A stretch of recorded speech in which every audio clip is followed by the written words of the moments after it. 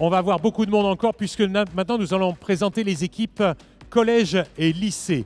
Et à ce titre, je voudrais inviter ici Madame Annie Ancet, Monsieur Tahar Fares, il va venir aussi avec le proviseur de l'établissement, Monsieur Laurent Arnaud et Madame Danielle Mametz. Merci de les accueillir.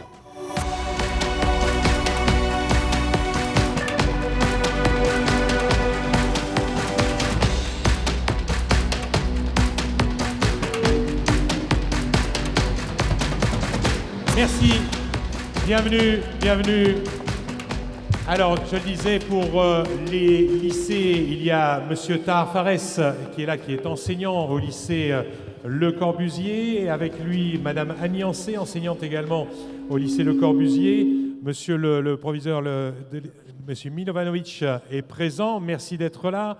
Il y a également avec eux des élèves, Nadir, Asma et Bekaï. Voilà, il y en a quelques-uns ici et d'autres qui sont dans les tribunes. Monsieur Fares, c'est un bonheur quand même d'être là et de participer à ce championnat de France. J'imagine que tout le monde est motivé. Je confirme. Bon, au fait, moi je suis prof au lycée Le Corbusier en sciences et ingénierie mécanique. Et avec ma collègue Fanny Ancet, on a travaillé sur un projet pour baisser notre facture électrique. Et donc, du coup, si vous voulez, je vous donne des chiffres clés. Notre consommation globale sur l'année au lycée, c'est 73 000 €. Donc, nous, on a commencé un travail où l'on a tout simplement fait des simulations, des calculs, qui nous ont permis d'établir qu'on pouvait faire baisser notre facture sur l'éclairage, parce que c'est sur le seul levier sur lequel on peut jouer, de 20 000 €. Et ces chiffres-là sont corroborés par l'Île-de-France qui nous a permis, donc ils ont investi, ils ont mis une installation à partir de laquelle on a récupéré réellement la consommation électrique pour l'éclairage, et ces chiffres-là sont confirmés. Et du coup, c'est énorme parce que vous imaginez le nombre de lycées en Île-de-France, c'est plus de 600. Donc c'est à coup de millions. Si on multiplie, ça fait un joli chiffre. Et au fait, là, je passe la parole à Madame Ancet. À Madame Ancet qui vous donnera le détail de toutes les actions mises en place au lycée. Madame Ancet qui est également enseignante au lycée Le Corbusier. Bonjour. Bonjour Marc. C'est un plaisir de vous avoir et j'imagine que tout le monde est extrêmement motivé. On le voit au sourire des jeunes qui sont là. Oui, tout à fait. On a quelques étudiants qui sont dans les gradins, des enseignants. On les entend. On est ravis d'être là. Ouais. Donc pour la petite histoire, en fait, notre projet, c'est quoi ? Il y a 2 ans maintenant, avec mon homologue en sciences de l'ingénieur, nous avons monté un TP sur l'efficacité énergétique qui initialement visait à auditer notre consommation d'énergie électrique dans l'établissement, mais uniquement à travers le prisme de l'éclairage. Ce TP nous a un peu dépassé, il a pris tellement d'ampleur que nous avons décidé de le présenter à un autre concours, moins prestigieux que QBES, mais quand même, qui s'appelle Mosaïque de Talent et qui est porté par la Plaine Commune. Et c'est justement cette participation en fait à Mosaïque de Talent qui nous a permis d'être repérés au niveau de la région Île-de-France par monsieur Nicolas Rillet et donc de concourir à QBES. Alors pour faire très vite, cette année, les 8 étudiants engagés dans le projet, ce projet s'appelle Corbact 21, il y a un jeu de mots avec Corbu et Acte l'Action. C'est un projet donc, qui est porté, comme je le disais, par 8 élèves et étudiants. Et il est résolument orienté vers la sobriété énergétique et le changement des comportements. Il va s'articuler autour d'une campagne de communication assez intense, avec des outils de communication et de sensibilisation à la fois physiques et digitaux, mais surtout que l'on veut à visée interne et externe. Voilà, donc très rapidement, pour ne pas tout dévoiler, pour l'instant, ils ont créé un site internet. On est sur une web radio. Ils se sont organisés autour d'un groupe d'action représenté par une mascotte ambassadrice. Et là, on est en train de rédiger, de concevoir une bande dessinée destinée aux enfants de la ville d'Aubervilliers.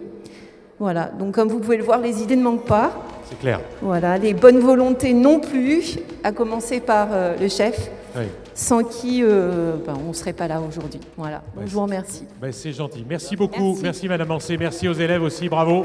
Félicitations. Je voudrais juste un peu, dites-moi. Si on peut Bien sûr. laisser la parole à Nadir, le seul représentant de ses camarades. Il voulait juste ajouter un tout petit Nadir, mot. vas-y, dis-moi un mot. Bonjour. Déjà, je voulais dire merci à tous d'être venus pour nous soutenir, etc. Voilà. Et notamment aussi aux professeurs, le proviseur aussi, de nous avoir soutenus durant le projet, nos camarades de classe qui n'ont pas pu tous venir. Et je voulais vous dire à vous aussi Si nous, jeunes lycéens de 20 ans, on a pu changer nos habitudes au sein du lycée, même chez nous, etc., vous aussi, vous pouvez le faire au sein de vos entreprises et puis même chez vous, au quotidien. Voilà, donc merci. Moi j'aime bien, la prise de parole est parfaite, t'as été top. Retenez bien ce qu'il a dit, c'est pas un ordre, c'est une demande et c'est parfait.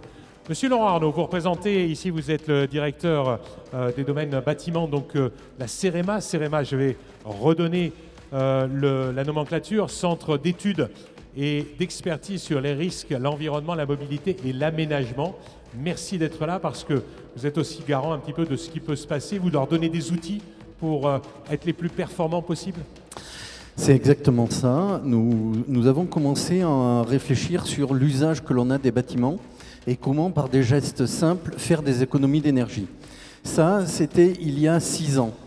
Et puis on s'est dit, on va développer une méthodologie pour faire des économies d'énergie en grande dimension.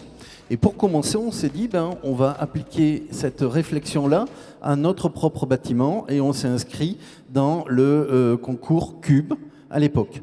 Ma direction technique s'est pliée à l'exercice et la première année, on a gagné 23,6% d'économie d'énergie. Bien.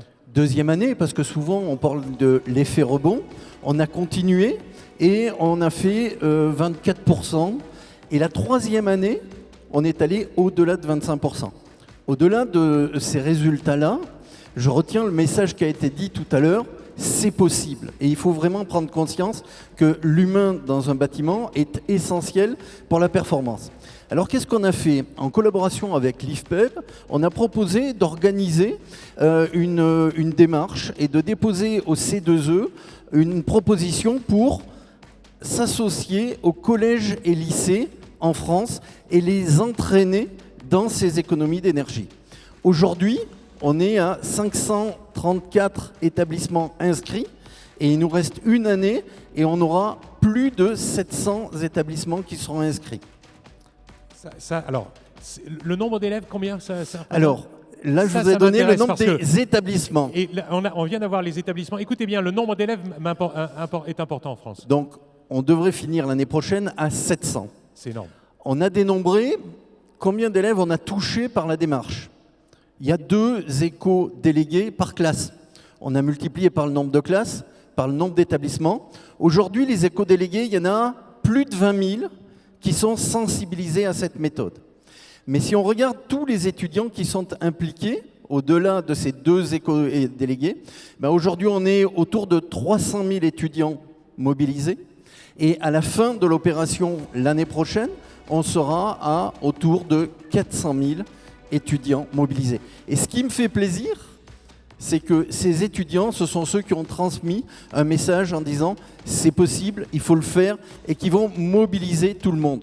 Parce que les éco-délégués, une fois qu'ils quittent la classe, ils deviennent des enfants des parents et ils portent l'exemple. Cette notion d'exemplarité et de démarche collective est essentielle pour réaliser le défi environnemental. On est d'accord. Donc, oui.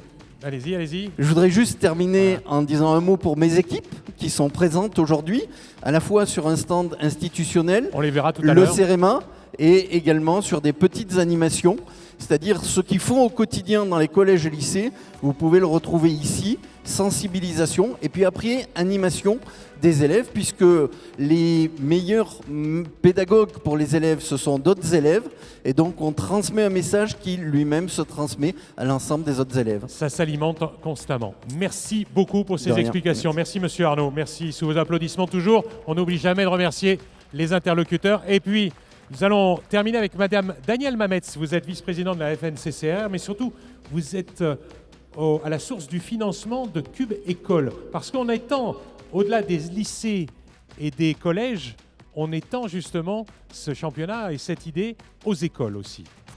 Alors, oui, effectivement. Donc, on est les petits derniers qui arrivons pour vous accompagner dans la transition énergétique. Tout d'abord, je voudrais juste rappeler qui est la FNCCR. C'est la Fédération nationale des collectivités concédantes et en régie.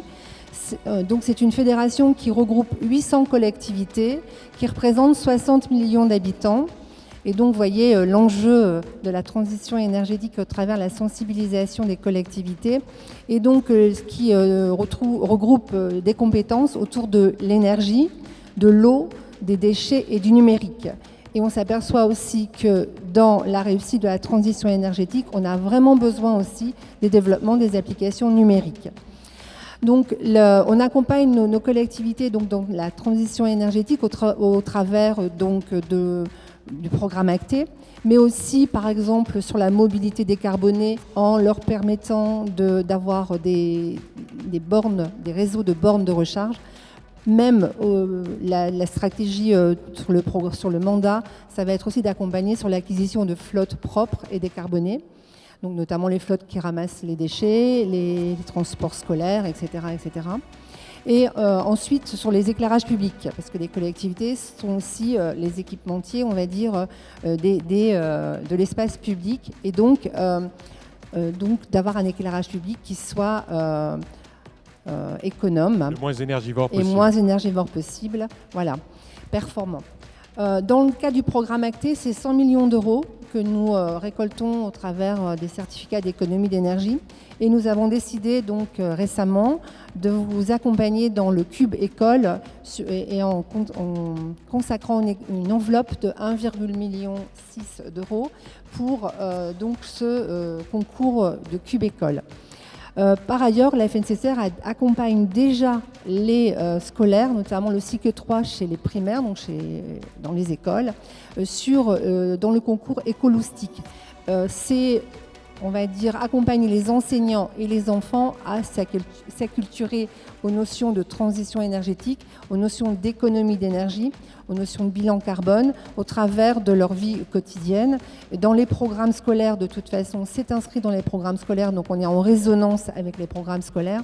Et donc, dans le concours, c'est en partenariat avec le ministère de l'Éducation nationale. Donc les enfants s'expriment avec leurs moyens, donc que ce soit les dessins, que ce soit la poésie, que ce soit la pièce de théâtre, que ce soit les vidéos, etc. etc. Et ce sont de très très bons ambassadeurs sur la transition énergétique. Ils ont vraiment, ils sont neufs et ils sont vraiment extrêmement motivés.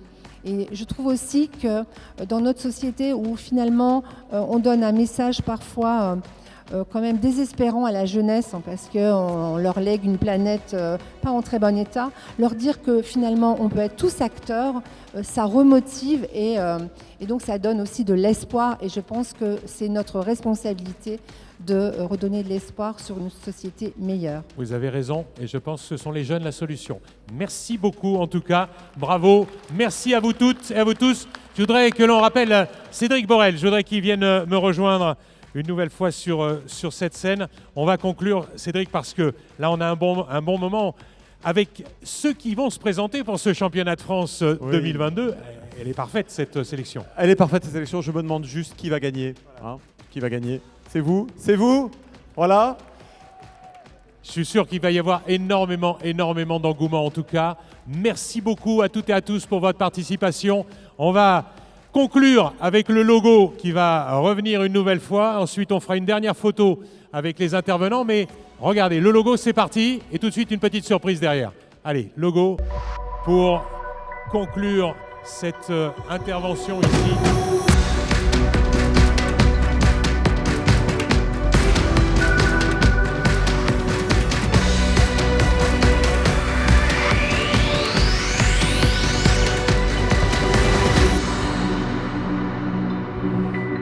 Voilà, ainsi s'est lancé ce championnat de France des économies d'énergie 2022. Moi, je voudrais que tout le monde soit un petit peu aussi acteur là tout de suite. Rapprochez-vous un peu pour la photo, tout le monde. Levez-vous, levez-vous, levez-vous. Vous allez venir dans quelques instants sur la scène. Levez-vous tous, levez-vous, levez-vous. Mettez les mains en l'air, mettez les mains en l'air. On va faire un petit clapping. Je pense que vous le voulez celui-là.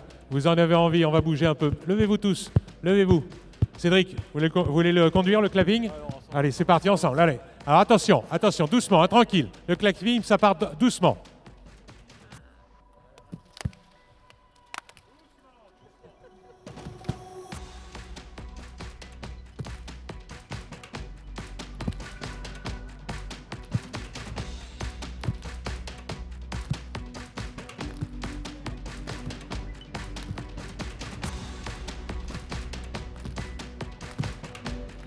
Plus fort.